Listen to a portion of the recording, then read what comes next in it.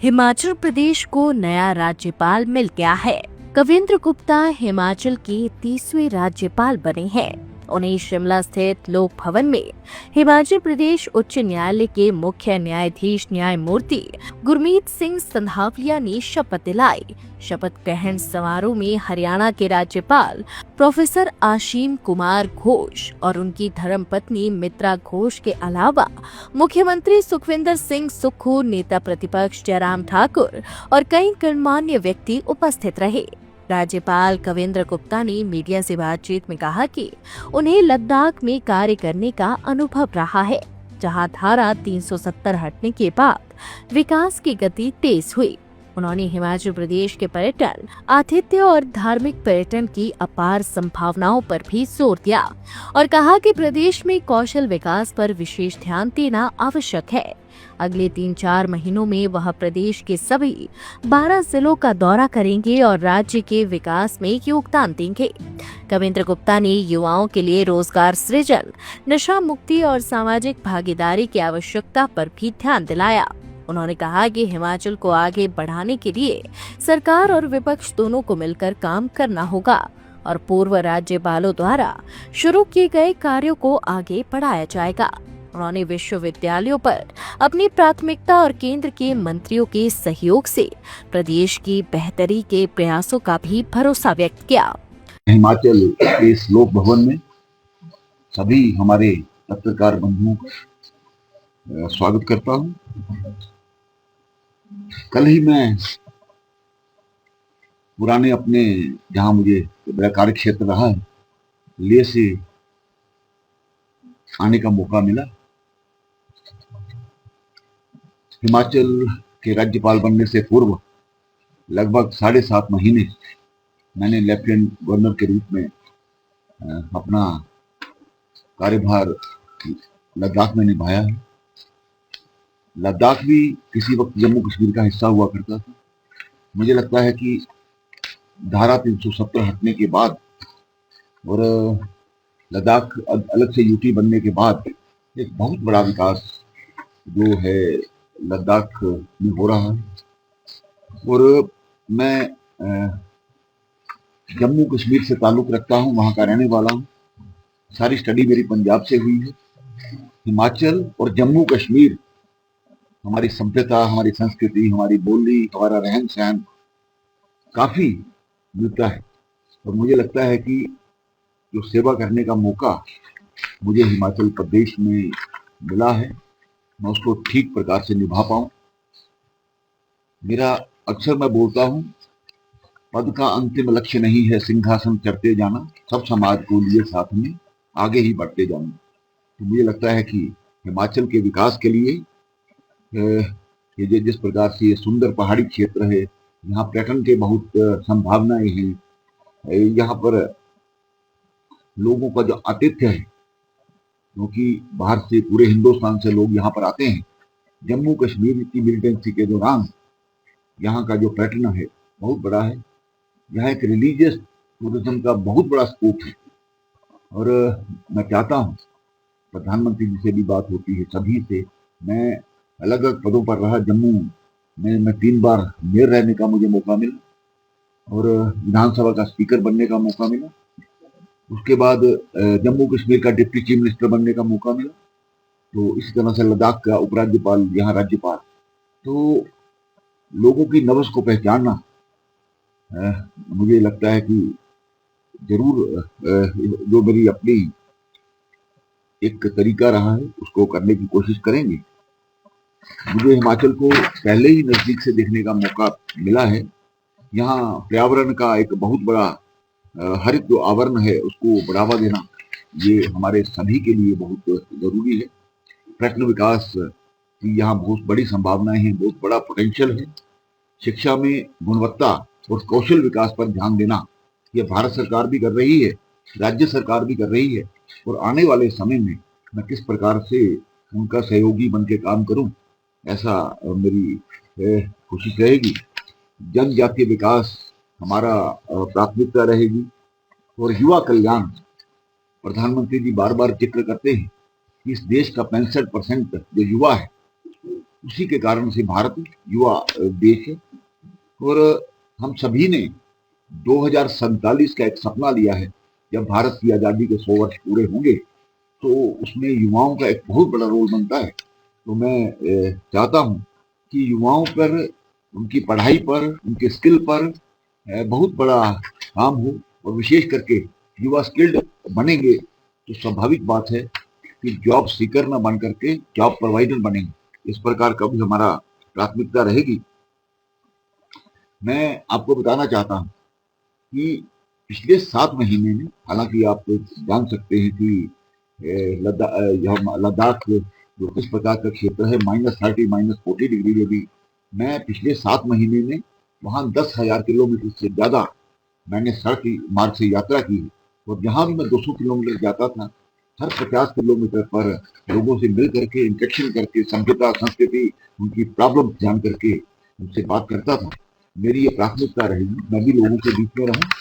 और खास करके जो भी हमारे क्षेत्र हैं, 12 जिले हैं, तो 12 जिले, तो लगभग 3-4 महीने में हम 12 जिलों का दौरा करके वहाँ जिस प्रकार से भी मेरा सहयोग सरकार के लिए हो सकता होगा उसको करेंगे। हमारी लद्दाख की तरह इस प्रदेश की सीमाएं भी हैं जो चाइना से लगती हैं। और सीमावर्ती जो क्षेत्र हैं, विलेज डेवलपमेंट हैं। और मैं बताना चाहता हूँ, मैं लद्दाख के जो आखिरी गांव है ये पाकिस्तान और चाइना के साथ लगते हैं, जो 1971 में भी कुछ एरिया हमने उनका जीता था, खांग एरिया था। तो वहां तक मेरा नुब्रा तक जाने का मुझे मौका मिला है। यहाँ भी मैं कोशिश करूंगा कि बॉर्डर का विकास किस प्रकार से हो, इस पर मेरी प्राथमिकता रहेगी।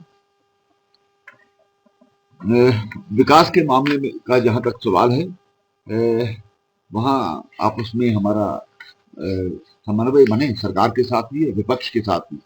क्योंकि लोकतंत्र में वहाँ चैलेंज अलग था। वहाँ ना कोई मिनिस्टर था, वहाँ ना कोई सरकार थी। वहाँ इसलिए जो सेक्रेटरी वगैरह IAS ऑफिसर भी चलाते थे, वहाँ काम करने का यहाँ सरकार है।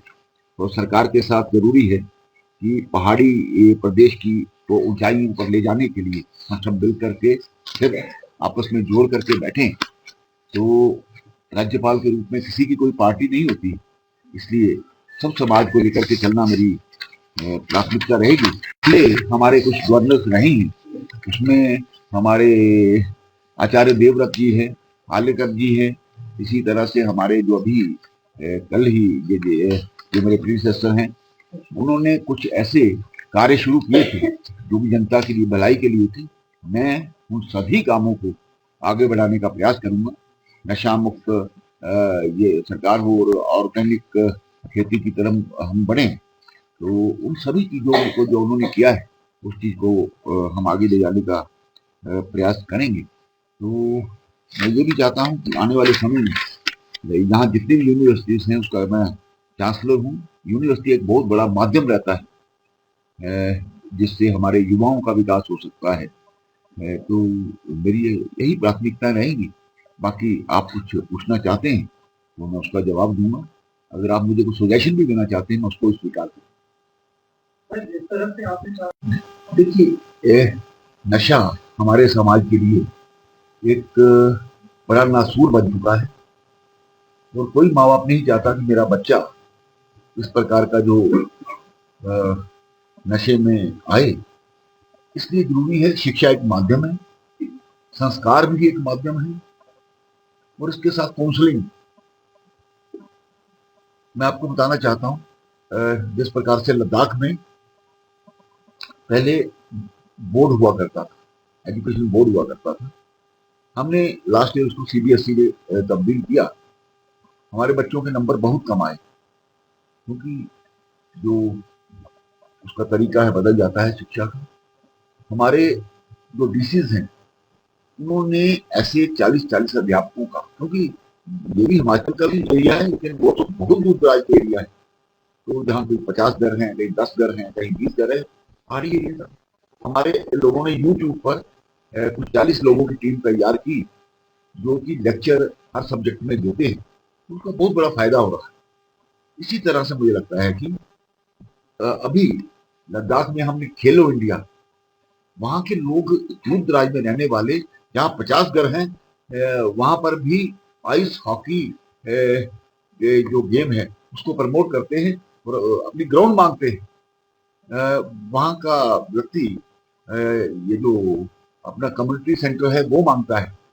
हर और इतनी डेवलपमेंट होती है, जहां भी चार से व्यक्ति, 4 घर भी हैं, वो भी कहता है हमें आने वाले समय में यहाँ कम्युनिटी हेल्थ सेंटर मिलना चाहिए। तो सरकार ने बहुत सी ऐसी सुविधाएं दी। आपकी जानकारी के लिए हमने जो 300 किलोमीटर 400 किलोमीटर NHM में यहाँ बच्चों की तनख्वाह पूछी गई 50,000 रुपया होगी, वहां 4 लाख तक हम तनख्वाह देते हैं। हमने वहां पर इस प्रकार की मशीनें लगाई हैं कि डॉक्टर ले में बैठेगा और वह दूर दराज के इलाकों में बैठ करके उनका बीमारी जान करके उनके टेस्ट करके उधर रिपोर्ट दे रहा होगा। इसी तरह से हर क्षेत्र में, इसलिए जरूरी है। जहां तक इन्होंने नशे की बात की है, नशा हमारे लिए नासूर है, पहले ही मैंने कहा, लेकिन इस पर काम करना जरूरी है। और ये सरकार का काम नहीं है, ये समाज का काम भी है और सभी सामाजिक संस्थाओं को साथ में लेकर के हम आगे बढ़ें, तभी ये संभव हो पाएगा। तो मेरे लिए सौभाग्य का विषय है कि आज जो केंद्र सरकार में अधिकांश मंत्री बैठे हैं, उनके साथ मैंने काम किया है और लद्दाख को भी उसका फायदा हुआ है। मैं चाहूंगा कि ये पार्टी पॉलिटिक्स से ऊपर उठ करके हम आपस में बात तो कर सकते हैं। बातों से, संवाद से बहुत कुछ निकलता है। हमारे मुख्यमंत्री भी यही चाहते होंगे कि हिमाचल का विकास हो, मैं भी यही चाहता हूं और यहाँ का विपक्ष भी चाहता होगा।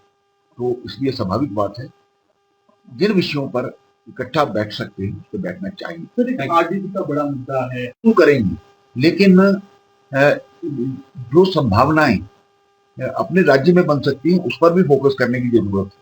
हम सेल्फ सफिशिएंट बने, इस प्रकार की हमारी प्राथमिकता रहनी चाहिए। और हमारे पास बहुत पोटेंशियल है, बहुत स्कोप है। तो मुझे लगता है कि हिमाचल की बेहतरी के लिए ठीक है, शुरुआत में वो मदद करेंगे, लेकिन आखिर में हमें अपने आप ही वो कुछ ना कुछ रेवेन्यू क्रिएशन करनी पड़ेगी, जो कि जिससे जनता भी प्रभावित ना हो। और खास करके टूरिज्म ऐसा एक बहुत बड़ा साधन हो सकता है, हमारा जंगलात एक बहुत बड़ा साधन हो सकता है। विधानसभा में जिस व्यक्ति ने कार्य किया हो, सबको साथ लेकर के चलने के, आप जम्मू कश्मीर का मेरा अधिकार देख सकते हैं, और वही मैं प्रयास यहाँ पर करूँगा। सरकार का एक बहुत बड़ा दायित्व है, उस दायित्व में किस प्रकार से सहयोग कर पाऊं, ये जरूरी है। देखिए, राष्ट्र निर्माण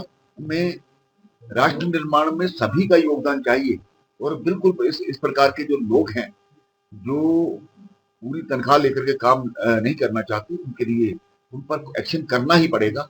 अदरवाइज कहीं ना कहीं हम किसी को सपोर्ट करके इस सरकार को नहीं, इस सिस्टम को नहीं चला सकते। स्वाभाविक बात है, जितना मेरा रोल है उस रोल को अच्छी तरह से निभा पाऊंगा। मेरे को जानकारी नहीं है, जब मैं इसको स्टडी करूंगा तो बहुत। लाइव टाइम्स टीवी के लिए शिमला से राजीव चौहान की रिपोर्ट।